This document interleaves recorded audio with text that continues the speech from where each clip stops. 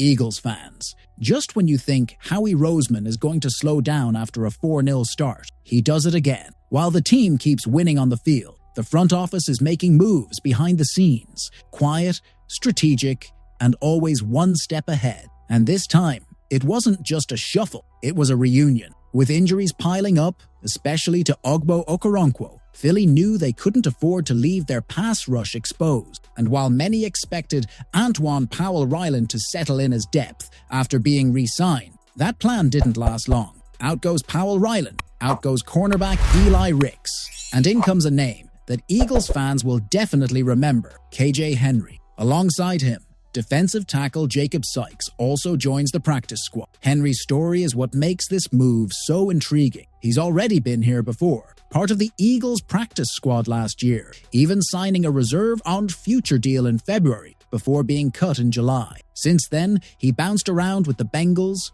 Cowboys, and Browns. Now he's back in Philly, wearing green again, ready to add depth at edge rusher. The numbers don't jump off the page. Just 1 sack and a few tackles in limited snaps. But his familiarity with the system and his veteran experience could prove valuable, especially now with injuries shaking up the rotation. At the same time, Rick's leaving raised eyebrows. He played in 7 games for the Eagles last season and 16 the year before. But Roseman has never been afraid to make tough calls if it means strengthening the roster in the long run. As for Powell-Ryland, the rookie 6th-round pick who flashed with 16 sacks at Virginia Tech in 2024, his time in Philly has been a revolving door. Signed, cut, re-signed, and cut again. His potential is undeniable, but maybe another team gives him the opportunity Philly isn't ready to commit to just yet. Just like Kenyon Green, who found a new home with the Ravens. What this shows is clear. The Eagles might be 4-0, but they're not standing still. They're tightening every screw,